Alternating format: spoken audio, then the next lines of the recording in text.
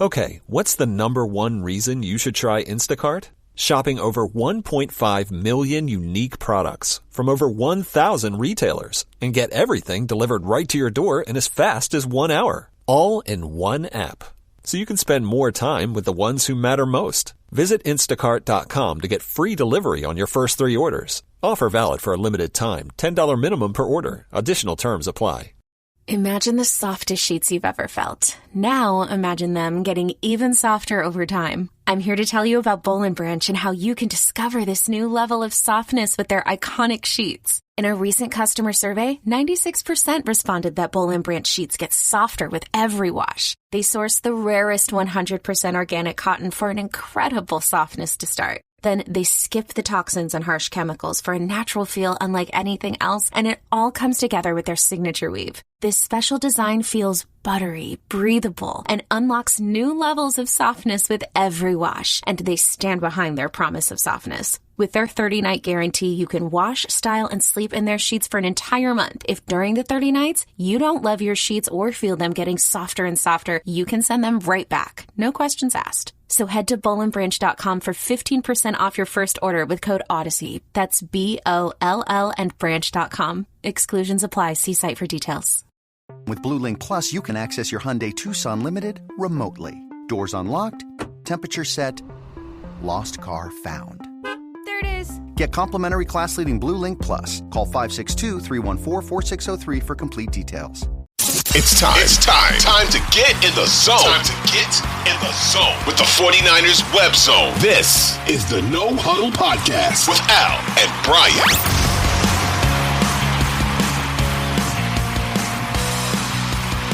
'49ers Web Zone No Huddle Podcast, part of the Odyssey Network. I'm Al Sacco with Brian Renick. We talked last show that we were bringing back an old friend to 49ers fans today.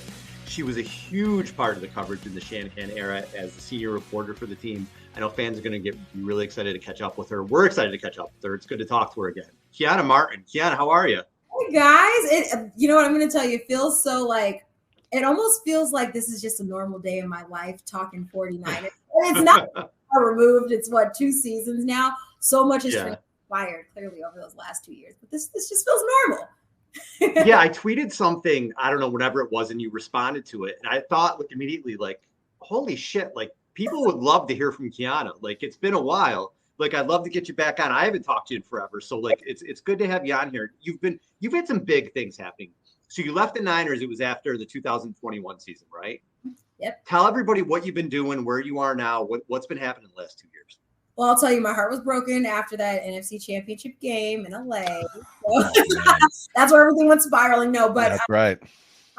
That March following that year, I went to MLB Network and covered baseball full time, hosted a nightly show called Quick Pitch, one of their marquee premiere shows on the network. So that was really exciting. From there, actually, I spent 2 years, 2 full seasons with MLB Network, but now currently with CBS Sports. So I'm doing a part of their digital programming, CBS Sports HQ, while also hosting a couple of college football shows on their big network, as well as doing sidelining. They have me a little bit of everywhere. So it's been a fun journey.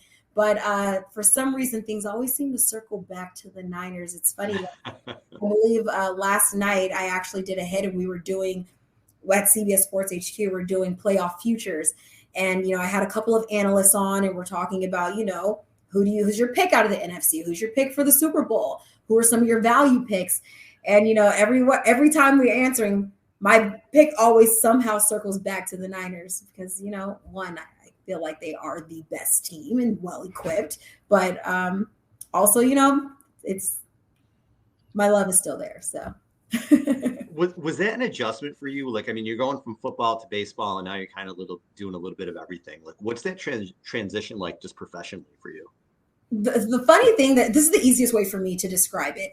Imagine, you clearly were speaking English our whole life. When we were in high school, we maybe took a year or two of French, right?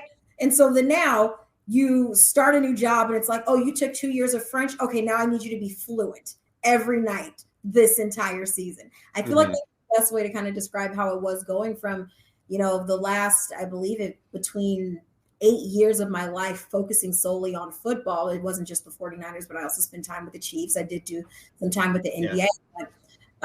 But focusing on, a team and a league, and then now shifting that entire focus to Major League Baseball, which it's so different because unlike, NFL and NBA has G League, but you have the minors, you have so many of these other leagues that you're learning about all of these players that are coming up and you're trying to be familiar with everybody.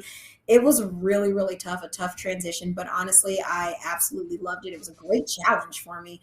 But I grew up, actually, baseball was my number one sport. So it was kind of full circle moment, but it was a fun transition. And now with CBS doing a little bit of everything, college basketball, NFL, baseball, talking hockey last night. So dabbling in everything, you guys.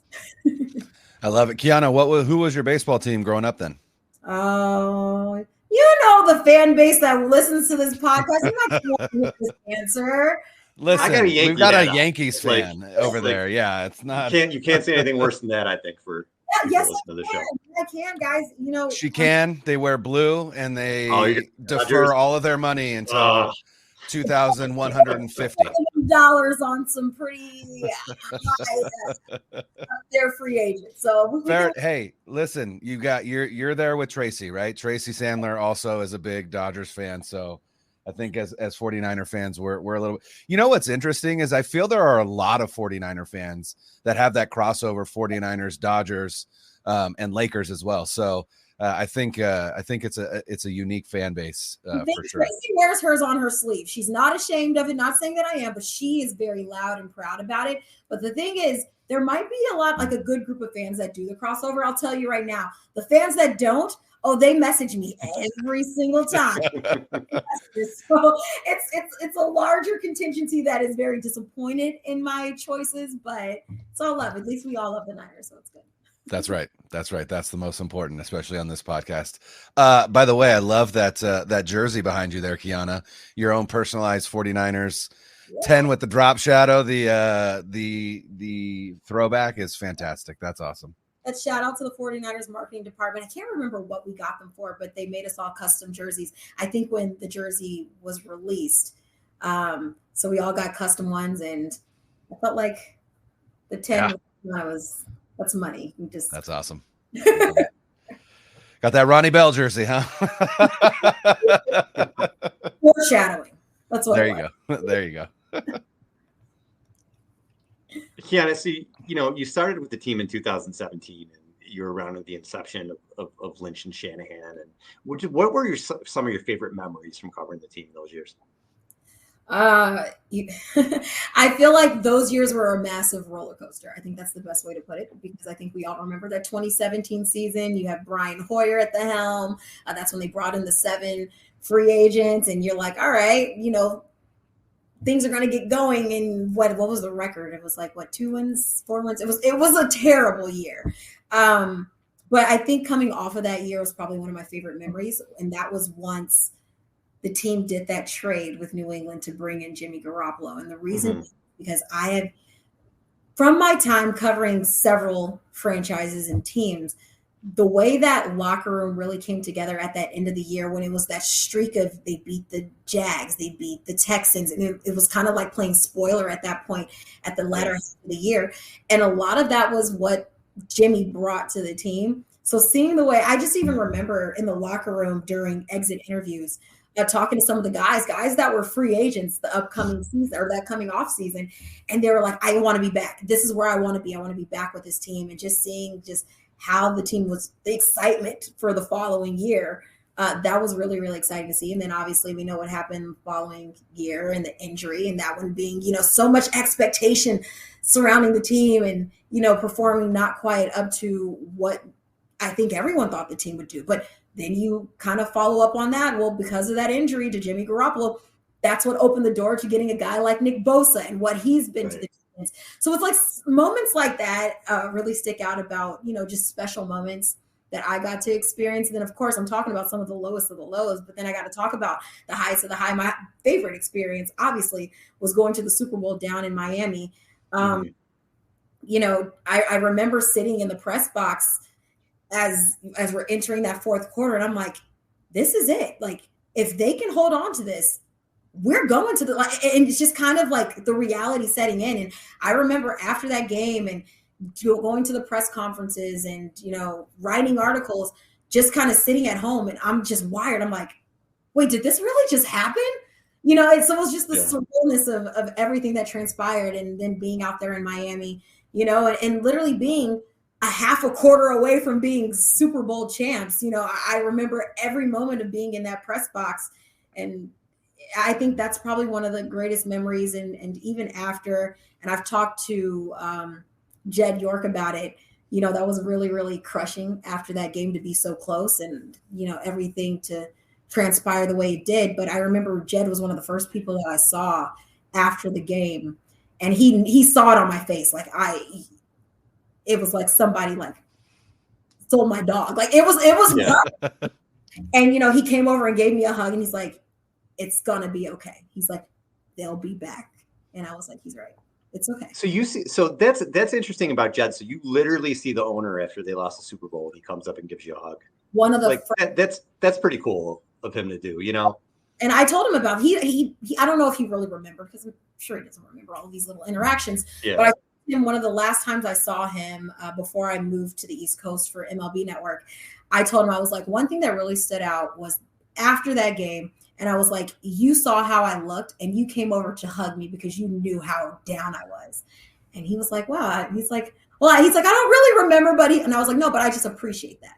I'm not from many other owners and their relationships with employees, but the fact that, he went out of his way to, make sure I was okay. That was big. That was really big.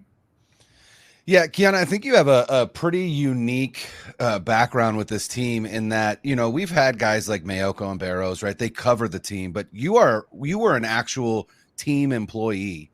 And it feels like there might have been even a little bit more, I guess, behind the scenes interactions that you had, especially with guys like Jed York, Kyle Shanahan, John Lynch. Is there anything that you can remember you want to share about either Shanahan or Lynch, what it is that you think makes them work so well together, or something that maybe we don't really understand about Kyle Shanahan that as fans, we see him one way, but in the, in the facility, he's another way.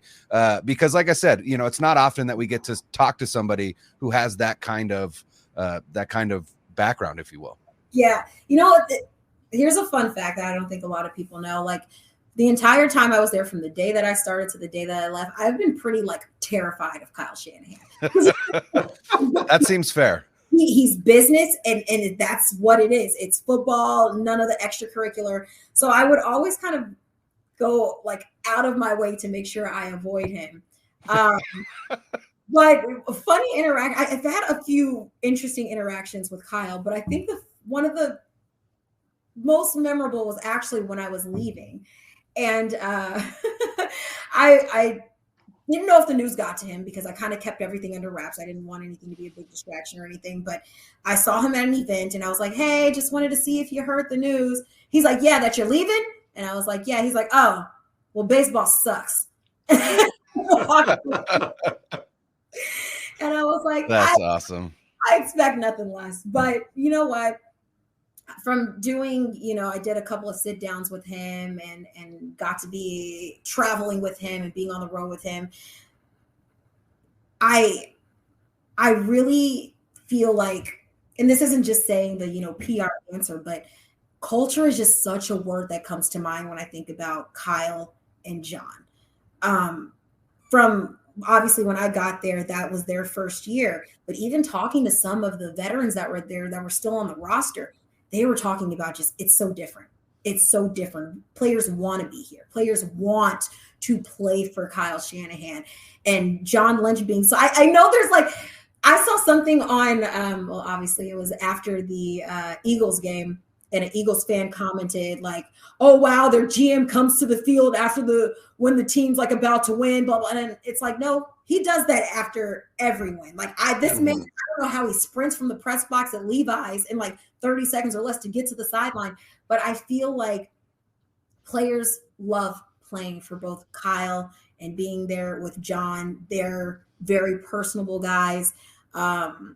I know, like, it from what I've experienced, it's like an open door policy. The guys can come in and talk to John. They can come in and talk to Kyle.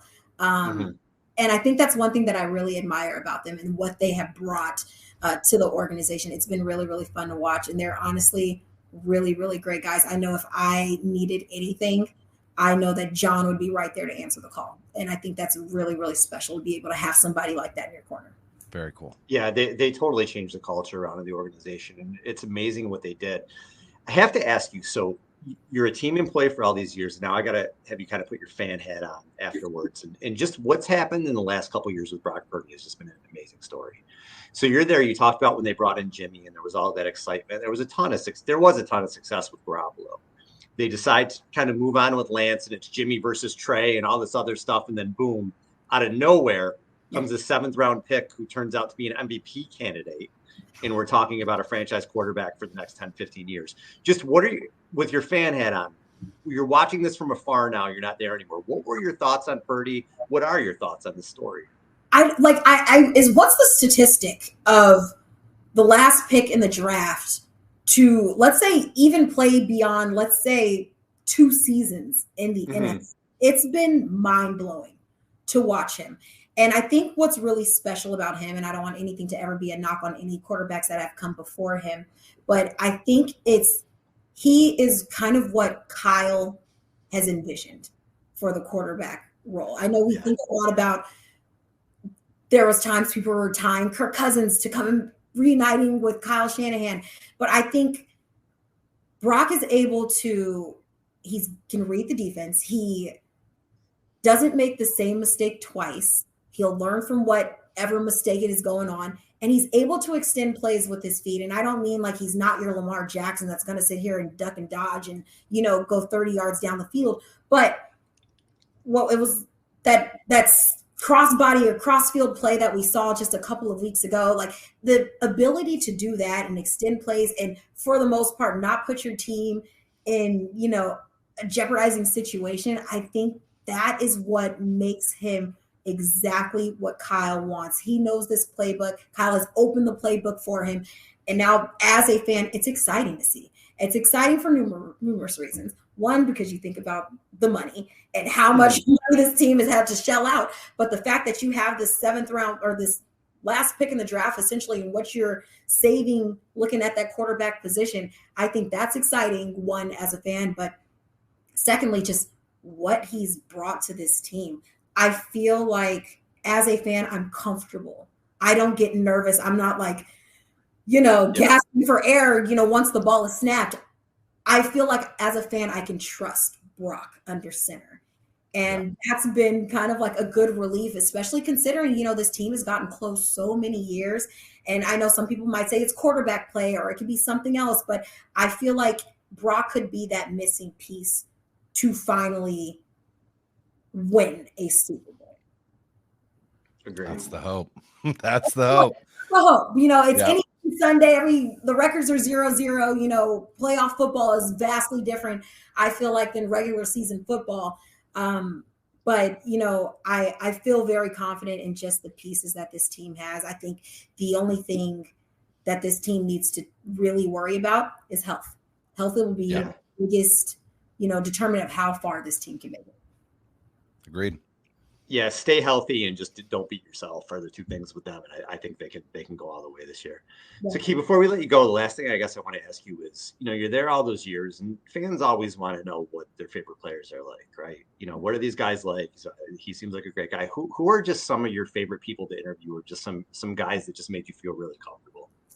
It's funny you ask this. I talked to the current team reporter, Lindsay Perales, and we were talking in the press box at the Commanders game. I went out to DC since it's closer to me. And, we were talking about, I was like, hey, who are some of your favorite guys to interview?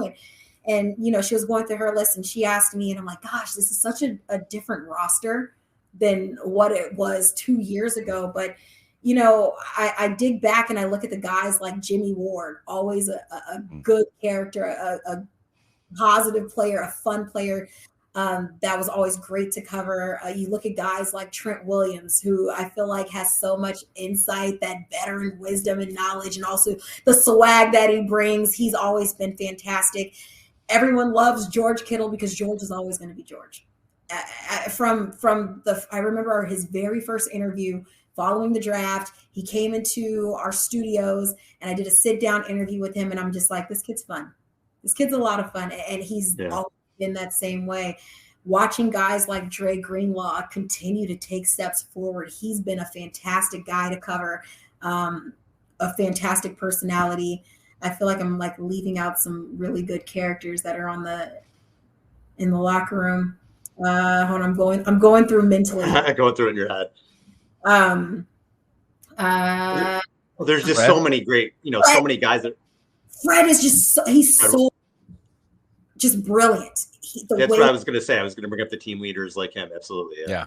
He's fantastic. And then I also got to put in that when you're the team reporter, you also really appreciate the guys that are down to like help you out with an interview. Like, sure. Yeah. You have a couple questions. Let's do it.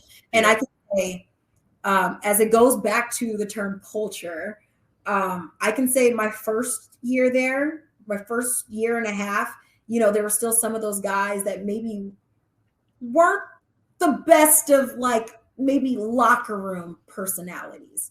But I feel like, and it goes back to Kyle and John, and credit to them, they were able to kind of weed out some of those, maybe I don't want to call them bad apples or anything, but weed out some of those people that weren't the greatest teammates. Weren't a good fit. Yeah. And honestly, I can say from when I left back in 2021, it was a fantastic locker room. Everyone was great. It's a really great locker room. And I'm sure it's gotten even better with some of these new additions that the team has. Another name I can throw out, I remember John asking me about him after the draft, 2020, I can't remember. But when Jawan Jennings was drafted, I remember after the draft, I do an interview with John Lynch, and he was just like, hey, so what do you think of the guys? And I was like, I know that you guys really care about the performance on the field and that product. I was like, but these are some really great kids. There's some really, really great kids, Jawan being one of them. So Huff, Talanoa Hufanga, can't wait to see him back on the field next year. Yeah. That's another just fantastic person, just a good person, a great football player. They're really, really lucky to have a great group of guys in that line. Yeah, Huff was a gold helmet guy for them, so it makes sense. Yeah, definitely. Keiana, thanks so much for the time. Continued success. I'm happy for you. Good to talk to you again. Thank you. And hopefully I can make my way out, since, the path to Vegas goes through Levi. So we're knocking on some wood somewhere that I can make my way back out west sometime soon. Thanks so much. Go. Thanks, Keiana. Appreciate it, guys. All right. Bye-bye. Selling a little or a lot?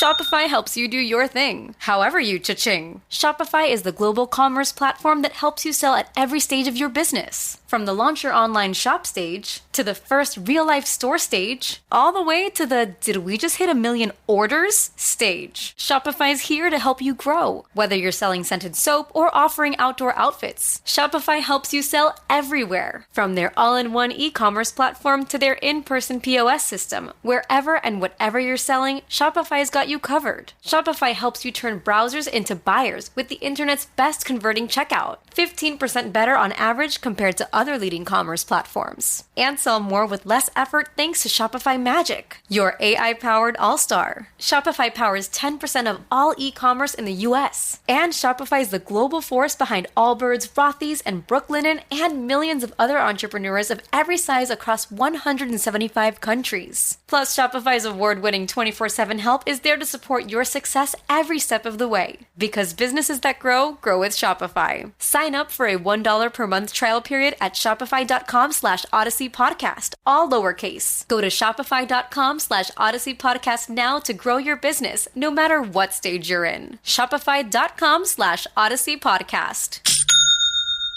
Diets and workouts, you've done the work, so why can't you get to your goal weight? That's because up to 70% of your weight is predetermined by your genetics. So while you've been told that it's all about your willpower, you're actually fighting your biology. Don't do it alone. Found's doctor-designed program uses medication as part of a treatment plan that targets your body's unique biological needs so that your body works with you and not against you. Take the quiz at joinfound.com to see if Found's weight loss program is right for you.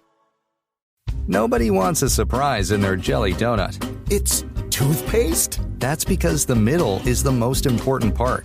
At Graybar, we're at the middle of electrical and datacom jobs across the country, connecting installers, facility managers, and business owners with smart solutions for their most challenging projects, which means stocking and delivering crucial products on time and on budget with no surprises, thanks to our nationwide logistics network. Yep, Graybar does that. All right, Bri. Huge week this week. My goodness. News abounds. Not necessarily related to the 49ers, but to football in general. No, but within the NFL. I mean, when you have, regardless of what you think of Pete Carroll and Bill Belichick, when these guys are leaving the league, they're institutions, and then Nick Saban too, who's, had a cup of coffee in the NFL, but he's another legendary guy. When you have that all happen in, like, what was it, a 24-hour period? Yeah, just roughly, insanity. And then Mike Vrabel gets let go, which I did not see coming at all. Unless Vrabel goes to you and says, like, listen, I don't want to be here anymore. I don't know what the hell was happening in Tennessee. So just a crazy time in the NFL right now. With Mike Vrabel, there it is. There you go. It sounds like it was more owner related than GM related. It sounds like, and also their owner, Amy Strunk, doesn't necessarily have the best reputation in terms of not being an owner that meddles, right? Like, she kind of meddles a little bit and maybe is a little bit out of her league at times. And it sounds like, from what I read, there was a loss to the Texans when the Texans had started Case Keenum. That really was the nail in his coffin. And hey, the thing that's interesting to me is I saw a clip, after he was fired, somebody shared a clip on Twitter when he was elected into the Patriots Hall of Fame. He said something that didn't make a lot of headlines at the time, but he said something about just the culture and the ownership in New England. And, he said to the fans, like, hey, enjoy it. It's not like this everywhere. And, now that we know, he was just fired by his previous owner, maybe that was kind of a nod to what it's like in Tennessee. But it certainly seems like now that Bill Belichick is out in New England, which is wild, I have a hard time believing that Mike Vrabel isn't the next coach there. But, I tweeted this out. I imagine trying to be the guy that follows Pete Carroll or Bill Belichick or Nick Saban. Like, those are legends, like, not just really good coaches. Those are legends. Those are franchise altering coaches. And then also you could argue with Saban and Belichick, the two best coaches ever at their respective levels. And now you have to follow that. That seems like a very tall task. I don't know if Vrabel's open to it, but it seems like the perfect fit there. Bill Belichick, 84-103 without Tom Brady. 5-13 with Drew Bledsoe. I'm just going to leave it at that. No, he's had an unbelievable career. Obviously, he's going to go down as one of the best coaches of all time. Yeah. Where he got in trouble is he's a shitty GM, and the Patriots had no talent. And once Brady wasn't there to, make up for that stuff and some of those other guys, here's what happened. But two spots I'm going to say for Belichick to look out for, okay? The Giants, and you ready for the second one? Oh. Yes. I want to guess. And you tell me if I'm right. The Cowboys. That's 100%. See, we're just on the same wavelength, dude, me and you at this point. I know they both have coaches. Yeah. Dable is hated. Wink Martindale just quit. These coaches leaving. They don't like him. I think if Bill wants to go there, the Giants would make a move. And the Cowboys is dependent on what happens. If they lose to the Packers, maybe if they even lose in the second round, I think McCarthy might go, and you could see those are two spots. People are talking the Commanders and whatever else, but those are two spots I think to watch out for Belichick, where they might bring him in possibly. Yeah, and I think Belichick's other issue is just a lack of willingness to go outside of his own orbit for the offensive coaching of his team. That's McDaniels will probably be the OC again wherever he goes. Right, but I meant like in New England, right? McDaniels left to be the Raiders coach, and then it was Matt Patricia, and you're like, what the hell? Like, what are we doing? And then it was Bill O'Brien, and it still didn't look great. It was better, but it wasn't good. And like you said, as a GM, he made some pretty questionable personnel moves, especially 2 off seasons ago. The same offseason that they signed Kendrick Bourne, they threw a bunch of money at a bunch of players that didn't work out. I think the Chargers could be attractive to him just because they already have a quarterback. He doesn't have to worry about it. Agreed. If he goes to the Giants, he doesn't have a quarterback. Let's be honest. Even if he goes to if he goes to the Cowboys, he has a quarterback there. So there's that. But pretty much every other place that is open right now, there is no established quarterback. Now he could go to like Atlanta and hope that they could attract a Kirk Cousins or another veteran quarterback, and they probably could. And they're pretty set up there. They're set up there pretty well. But yeah, man, I don't know. I think I'm pretty certain he still wants the coach. I think he wants that record. I think he wants to beat Don Shula's wins record. So I would imagine he's looking to coach somewhere next season. But man, just a crazy 48 hours in the NFL with, the legendary coaches just either mutually parting ways or resigning, which is what it sounds like Pete Carroll did. And the NFL is just, even when it's not the games, it's still so much more interesting than it feels like every other sport. And you look at baseball right now, which should be like Keiana just said, what did Kyle say? Baseball sucks. But like it's the off season and there should be excitement. And there's still guys that are just hanging out there. And like, what's Cody Bellinger? 5 of the top 10 free agents are still unsigned. Yeah, they're just hanging out there. Like I understand like Boris likes to slow play or whatever. That's not exciting. And you look at the NFL, it's just constant excitement.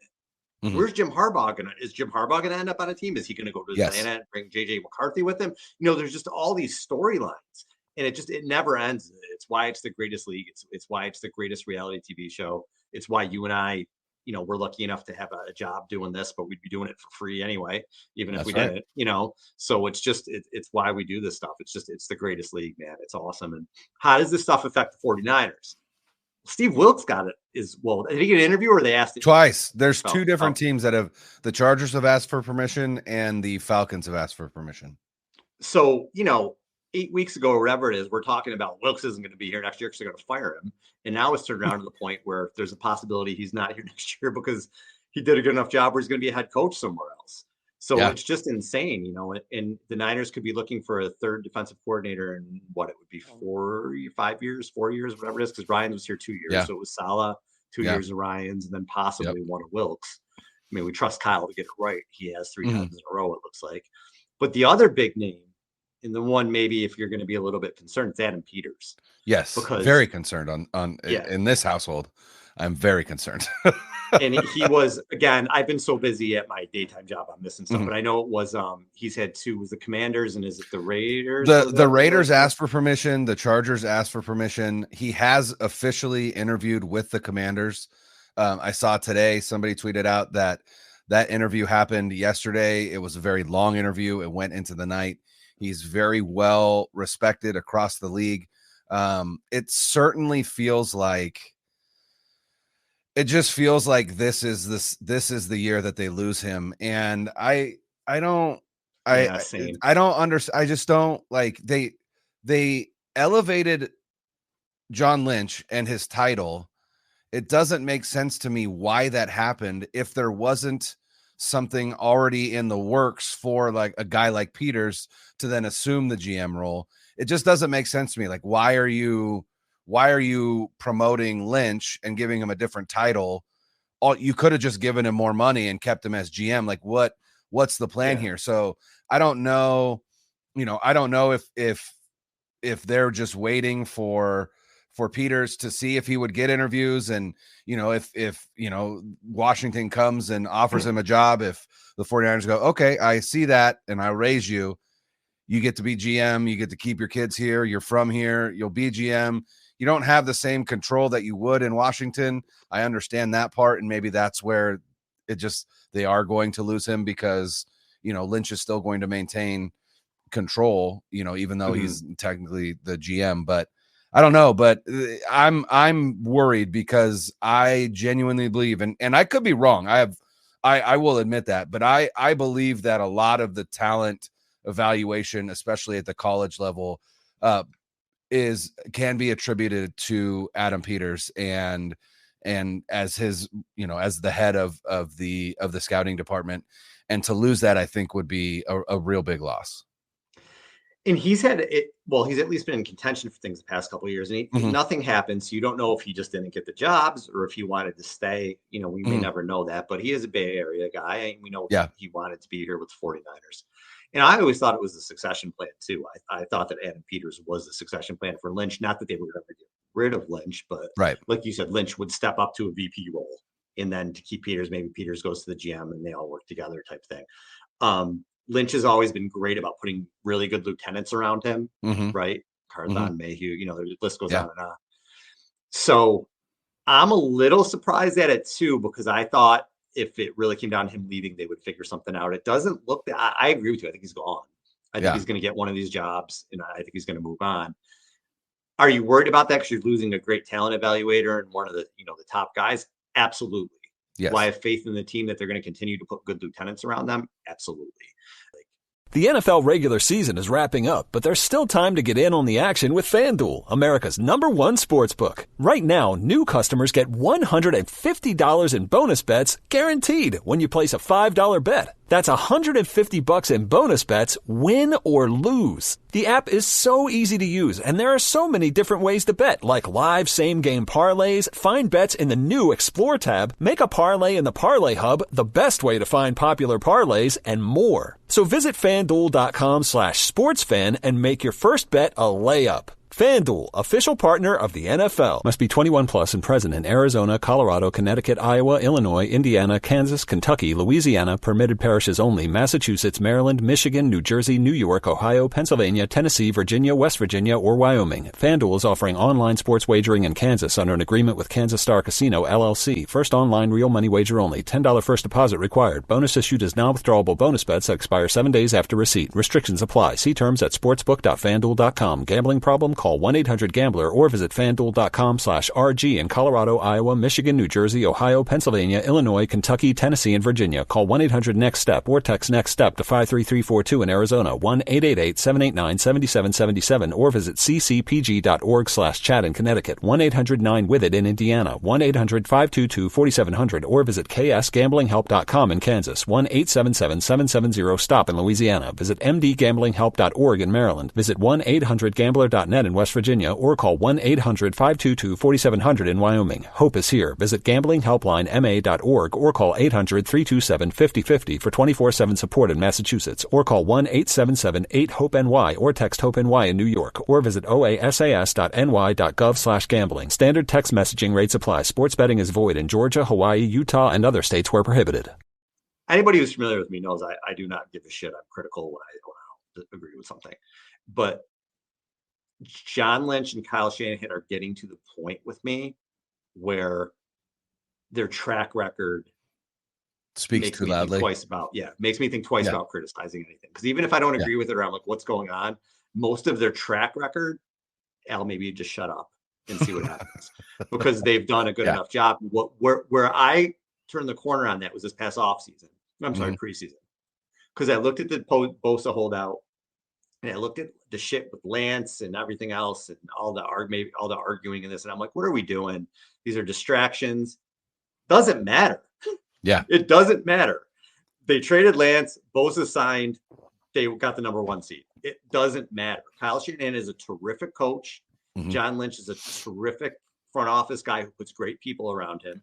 Are they going to make mistakes and missteps? Absolutely. But at the end of the day, their wins way outweigh their losses in terms of that stuff. And we'll see this year. I think with Belichick leaving, Carroll's leaving, there's a turn of the tide in terms of coaches. And if Kyle gets that Super Bowl this year, he shoots up into a stratosphere where you're talking like, so think Kyle Shanahan, okay? He's got to get over the Super Bowl hump at some point to be considered an elite coach, right? Yeah. He wins the argument's sake. He wins the Super Bowl this year. He's got coaches all over the league. There's front office people all over the league. this guy shoots up to me with a Super Bowl win, Mm-hmm. I don't know, top 3. Yeah. With the guys who have left, right? I'd have to look at it. Reed is number one but other than Reed, if Kyle gets a Super Bowl, Peyton Manning was talking this week, and he said if I could go back, I would play with Kyle Shanahan. Yeah. The Niners have set up this just phenomenal. You're talking the stuff we saw in the 80s and 90s. Again, I know they have to finish it with the championship. They do. They have to get at least one. But they've still set up this culture of winning and success and coaches and players. It's great to see, man. And these guys have, like I said, they've earned the benefit of the doubt. So if Peters goes, if Wilkes goes, I trust Kyle. I trust Lynch to put good lieutenants around them again. Yeah, with Belichick leaving New England and Carroll leaving Seattle, it goes Tomlin, Harbaugh, Reed, and then McVay and Shanahan in terms of longest tenured head coaches in the NFL. And when you look at that group, now still Belichick is going to still be in the league. Like he's gonna be the head coach of another team. Yeah. Carroll is not. It sounds like Carroll is stepping away from coaching, taking a like a front office role or an advisor role, they said, with Seattle, unless, hey, Pete wants to go down to Bama, maybe, I don't know. But anyway, by the way, speaking of Bama, I heard Joel Klatt, who tends to know a lot about college football, thinks that Kalen DeBoer, the head coach of Washington, is probably the leader in the clubhouse for the Alabama position. And that's wild to me because it sounds like Sarkisian has already said no, which again is surprising to me. Even, Texas and Alabama. I mean, Texas is big, but and then Dan Lanning from Oregon has also said no already. So it's interesting. That's an interesting job. But when you talked about, where, if for argument's sake, Kyle Shanahan wins a Super Bowl this year, and you then look at the tide turning in the NFL, and you look at guys like Andy Reid being one because he has multiple Super Bowls now. He has 2. But then you look at Harbaugh and you look at Tomlin and you look at Sean McVay, they all have 1. So if Kyle gets it, then Kyle joins them as 1. And then you have to look at, well, when you compare him to Harbaugh and Tomlin and McVay, like, where does he stand? And, I hate to admit it, but Sean McVay can coach his ass off. And Sean McVay has done a hell of a job this year to get that Rams team that preseason we thought could have one of the worst records in the NFL. And now they're a playoff team. And not only are they a playoff team, but I think they're going to beat the Lions. I hope they don't, but I think they're going to. And I'm more worried about them than the Cowboys and the Eagles, which 100%. I never thought I would say even a month ago. I don't think. Yeah, 100%. I still think the 49ers have quite the edge on them because that Rams defense is not, it's just average at best. And I think that's where their potential Super Bowl run is probably going to fizzle out. Because I think that offense can get hot, but I just don't think, against an offense like the 49ers, I don't know that they can keep pace. But regardless, I do think I think you have to go Reed, Tomlin, and then the argument is Harbaugh or Shanahan. And I think you give Shanahan the edge just simply because Harbaugh, like Tomlin, is a CEO coach. And Shanahan is the offensive play caller. And so I think he means more to his team in that regard than those two do. Not that they don't mean a ton to their teams, but, they are those CEO head coaches. You also got to argue Tomlin has a really hard time finding offensive coordinators that are good. Harbaugh doesn't necessarily have that issue, but is kind of stubborn. I think he's stuck with, with our friend Greg Roman for a little bit too long. Yeah. But yeah, it's an impressive run that he's had with San Francisco. And I think he has firmly established himself as one of the best coaches in the NFL. And if he wins that Super Bowl, then yeah, I think you're going top 3, top 5 at the lowest. Yeah. Yeah. And you just feel with a guy like that, he's somebody, even if you're a fan of the league, like, believe me, I wasn't happy when the Chiefs beat the 49ers, but to have Andy Reid have a championship, if you're a fan of the Yeah. league, that feels right. You know what I mean? Mm-hmm. Like, and he's got 2 since then, but Andy Reid should have a title or 2 or whatever. And that's good for the league. Like, if you're a fan of the NFL, yeah, he should. I feel like you're there with Shanahan right now too. This guy should have a title. Mm-hmm. He's come so close. Atlanta, he would have been offensive coordinator. I don't think, it goes on his resume, but it's not, it's the head coach that matters when you're talking Super Bowls. He came so close 2019 and he set up this year and maybe next year too. But whether you're a fan of the 49ers or a fan of the league, he's a guy that when it's all said and done, you want to say like, dude won a championship. And that's about right. That's about right. And maybe he'll be a Hall of Fame coach because he's going to be the coach here. We're 7 years, regardless of what happens this year. He's got 2-3 years left, regardless. At least, yeah. So you're talking a decade-long guy. He's going to be an all-time Niners guy. When you're talking Niners, you're talking Seifert, Walsh, you're talking titles. So yeah, that's what Kyle's got to do. A lot of pressure, man. There is. When this stuff is, it's legendary stuff. It's all-time stuff, and there is pressure on him. He feels it. I'm sure he wants to get over that hump. For the team, these are likable guys. These are good character guys.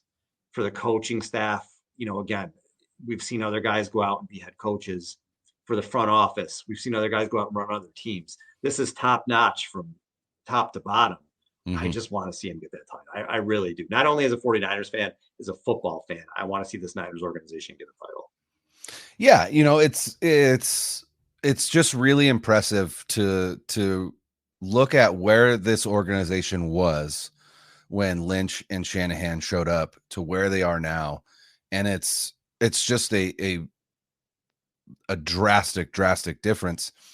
And I think part of what we have to do is give kudos to Jed York for recognizing the shortcomings of what created the shit show that was pre-Lynch and Shanahan 49ers, and recognize, hey, you know what? I need to hire 2 guys, one to coach the team and one to run the team. And then I just need to get the hell out of the way. And he has done that, to his credit. When you're an owner of a football team, we've seen plenty of owners that look at David Tepper, right? Like, yeah, when you have that amount of money, now granted, I know that it's not Jed York's money. I understand that, but it's still his family's money. And when you have that level of money, you tend to think that like your shit don't stink and you can do whatever you want, whenever you want, including throwing drinks on fans at somebody else's stadium. But it takes a level of suppressing the ego and recognizing again that if you want to win, it has nothing to do with you. That's why Robert Kraft has done what he's done, because he's just gotten the hell out of the way. And that's why people want to go there, and that's what the Hunt family has done in Kansas City. And if you look at any successful NFL franchise, you're going to see an owner that just doesn't make themselves known. And when you look at the really dysfunctional NFL franchises, you look at owners that just insert themselves in everything. And it's like they cannot see further than 2 inches in front of them to recognize, like, why do our Browns look different than the 49ers? Why do whatever the case may be? Why do the Chiefs look different than the Panthers? Why, whatever the case may be. And so, like I said, kudos to Jed York for recognizing that and just getting out of the way and letting these guys do what they do best, which is put together a phenomenal football team. And also kudos to Jed York for having the, I guess, foresight to be open to somebody like John Lynch coming in with zero experience whatsoever outside of being a Hall of Fame level player, to be a GM and to make these decisions. And kudos to John Lynch for taking that job and then recognizing, hey, I'm new at this. I'm going to surround myself with people that have been doing this for a lot longer than me, that I can lean on. That's why he brings in a Martin Mayhew. That's why he brings in an Adam Peters. That's why he brings in a Rand Carthen, guys that have those reputations, and then allows them to go other places and take over. And it sounds like Adam Peters is probably the next guy, but we'll see. My fingers are always going to be crossed that he stays here until there's an announcement that he isn't. All right, Brian, next show we'll know who the 49ers are going to be playing. So that's right. See, everybody enjoy Super Wildcard Weekend. It's always fun. Wildcard Weekend's always awesome.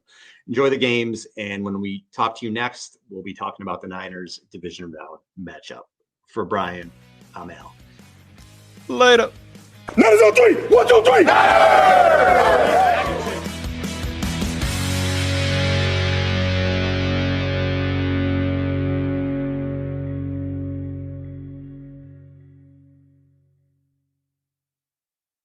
.2400 Sports is an Odyssey company.